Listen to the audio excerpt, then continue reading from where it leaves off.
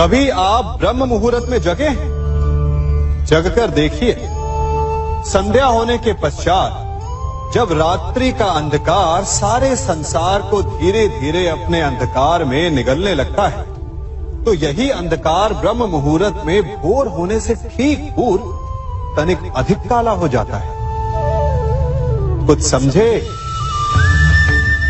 हमारा जीवन भी कुछ ऐसा ही होता है। जब हमारे जीवन की समस्याएं अपने अंत पर होती है, तो यही समस्याएं एक भीषण रूप लेकर हमारे समक्ष प्रस्तुत हो जाती है और ऐसे परिस्थिति में अधिकतर लोग हार मान जाते हैं, भय खा जाते हैं। परंतु यदि आप हार न माने, भय न खाएं, दृढ़ रहें, निरंतर आगे बढ़ते रहें, तो प्रकाश के रूप में हमारा स्वागत करने के लिए सूर्य उदय सदा हमारे समक्ष प्रस्तुत रहेगा। आपने बरगद के वृक्ष को देखा है? जितना विशाल उतना दृढ़।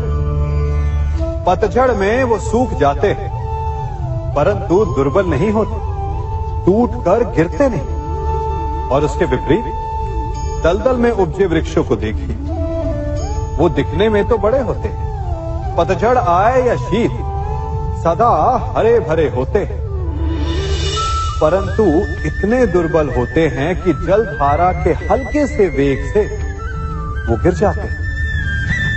परंतु ऐसा क्यों होता है? कारण है जड़ें। जिसकी जड़ें दृढ़ भूमि में है, वो हर चक्रवात, हर ऋतुओं को सह लेता है, और जिसकी जड़ें दलदल में है, वो स्वयं की जड़ों को दुर्बल बना लेता है। कुछ ऐसा ही मनुष्य भी होता है, जो अधर्म, कुकर्म और असत्य की धरा पर उपजा है। वो समय की एक मार भी नहीं सह पाता, और जो मनुष्य सत्य, धर्म की धरा पर उपजा है, वो हर समस्या से अविचलित हो जाता है। अब आप पर निर्भर करता है कि आप क्या बनना चाहते हैं। हमारे जीवन में मित्र और शत्रु बड़ा महत्व रखते हैं। यदि गंभीरता से सोचा जाए तो ऐसा कोई क्षण नहीं जब हम अपने मित्रों के बारे में ना सोचते हो या फिर अपने शत्रुओं के बारे में। हमारा हर कार्य या तो हमारे मित्रों के हित के लिए होता है या फिर हमारे शत्रुओं के अहित के लिए। हम हर स्थान या तो अपने मित्रों के साथ होते हैं या फिर अपने शत्रुओं के साथ। कोई नहीं चाहता कि उनका शत्रु प्रसन्न रहे। हर कोई अपने शत्रु को नष्ट कर देना चाहता है, और ऐसा करने के लिए वो हर संभव प्रयास करता है। उसे आर्थिक, मानसिक और शारीरिक हानि पहुंचाने का प्रयास करता है। परंतु यदि मैं आज आपको ऐसा मंत्र सिखाऊं जिससे आप अपने शत्रु को सदा के लिए नष्ट कर दे तो, और वो मंत्र है मित्र बनाना। अपने सभी शत्रुओं को अपना मित्र बना लीजिए और आपके सारे शत्रु स्वतः ही समाप्त हो जाएंगे। मैं क्या कर रहा हूं? मैं दिए प्रज्वलित कर रहा हूं ताकि अंधकार को मिटा सकूं। अब आप कहेंगे कि इसमें कौन सी बड़ी बात है ना? परंतु इसमें महत्वपूर्ण बात समझने के लिए यह है कि मैं क्या नहीं कर रहा हूं, और मैं अंधकार नहीं कर रहा हूं। क्योंकि अंधकार को मिटाने के लिए प्रकाश का अस्त्र तो उठाना ही पड़ता है। बुराई को बुराई से नहीं, अच्छाई से जीता जाता है। अन्याय को अन्याय से नहीं, न्याय से लड़ा जाता है। क्रोध को क्रोध से नहीं, क्षमा का साथ लेना होता है। ठीक उसी प्रकार एक लोहा लोहे को काटता है, परंतु एक ठंडा लोहा ही गर्म लोहे को काट सकता है। इसलिए यदि आपको अपने जीवन में विजयी होना है, तो अपने शस्त्रों को, अपने अस्त्रों को सोच समझ कर उठाइए, क्योंकि एक अनुचित सोच परिणाम पर भारी प्रभाव डाल सकती है। आप सब सोच रहे होंगे कि ये क्या मैं करने लगा। मैं इस पौधे को जड़ से उखाड़ रहा हूं। आश्चर्य हो रहा है ना कि एक पौधे को उखाड़ना या काटना ना केवल एक अपराध है अपितु पाप भी है। तो फिर मुझे ऐसा करने की क्या आवश्यकता पड़ गई? क्योंकि कई बार विनाश ही सृजन तक पहुंचाता है। यदि नया भवन बनाना हो तो पुराने भवन को गिराना पड़ता है। व्यवस्था को परिवर्तित करने के लिए क्रांति लानी पड़ती है। और उसी प्रकार यदि किसी वृक्ष या किसी पौधे की जड़ों में घुन लग जाए या उसका मूल सड़ जाए तो उसे जड़ से उखाड़ देना ही श्रेयस्कर होता है, ताकि उस स्थल पर नए पौधे उपज सके। युद्ध करना पर्याय नहीं, परंतु कभी कभी शांति के लिए युद्ध करना आवश्यक हो जाता है। संसार में सबसे श्रेष्ठ क्या है? फूल या कांटे, प्रेम या घृणा, संपन्नता या दरिद्रता, मित्र या शत्रु? बताइए। अब आप भी कहेंगे कि भला ये कोई पूछने की बात हुई?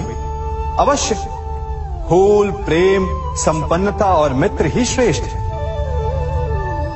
परंतु क्या आपने अपने जीवन में कभी सोचा है कि हर एक भाव, हर एक वस्तु, हर एक घटना का एक गुण धर्म होता है? त्वचा पर जलन करने वाले फूलों से अधिक श्रेष्ठ वो कांटे हैं जिनसे आप अपने घर की बाढ़ बनाते हैं ताकि वन्य पशु आपके भीतर ना आ सके। वो प्रेम श्रेष्ठ नहीं जो आपको अंधा, लोभी, पक्षपाती बनाता। वो घृणा श्रेष्ठ है जो आपको नया मार्ग दिखाता। वो संपन्नता श्रेष्ठ नहीं जो आपको कृपण बनाता, मद्दांध बनाता। वो दरिद्रता श्रेष्ठ है जो आपको जीवन में परिश्रम करने की शिक्षा दे। कुविचार देने वाले, बुरा मार्ग दिखाने वाले मित्रों से अधिक श्रेष्ठ वो शत्रु होते हैं जो हमें जीवन का लक्ष्य दे दे। इसलिए अपने जीवन में हर वस्तु, हर भाव, हर घटना के गुण धर्म को पहचानिए और उसके पश्चात अपना चयन कीजिए। स्वर्ण, हम सभी को अपने जीवन में स्वर्ण से कभी ना कभी कुछ ना कुछ थोड़ा या अधिक मोह होता ही है ना? परंतु क्या आपने कभी सोचा कि स्वर्ण को प्राप्त कैसे किया जाता है?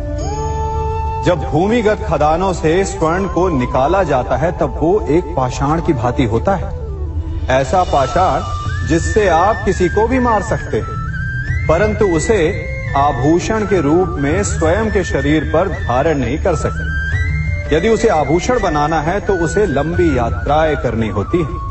उस पाषाण को पिघलना होता है। सुनार के हथौड़ी की अनेकों चोटें खानी पड़ती है। फिर काट छाट और उसके पश्चात जाकर वो ऐसा आभूषण बनता है जो हमें वर्षों तक, सदियों तक लुभाता रहता है। इसलिए यदि आपको समय पर विजय पानी है तो स्वयं के निर्माण पर समय देना होगा।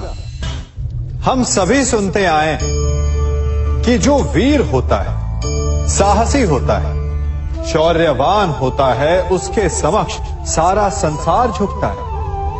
वीर भोग्य वसुंधर। परंतु वीरता है क्या? शौर्य क्या है? साहस क्या है? साहस युद्ध नहीं, वीरता विजय नहीं, शौर्य कभी ना गिरना नहीं। साहस किसी चुनौती के समक्ष खड़े होने का भाव है, तो वीरता उस चुनौती को उत्तर देने के लिए पूर्ण परिश्रम लगा देना है। और शौर्य का अर्थ है गिरकर फिर से उठने का साहस रखना, बार बार प्रहार करके वीरता दिखाना, निरंतर प्रयास करते रहना, निरंतर परिश्रम करते रहना। इसलिए विजयी होने से अधिक महत्वपूर्ण है शौर्यवान होना, क्योंकि जो शौर्यवान है उसे विजय मिलना निश्चित है।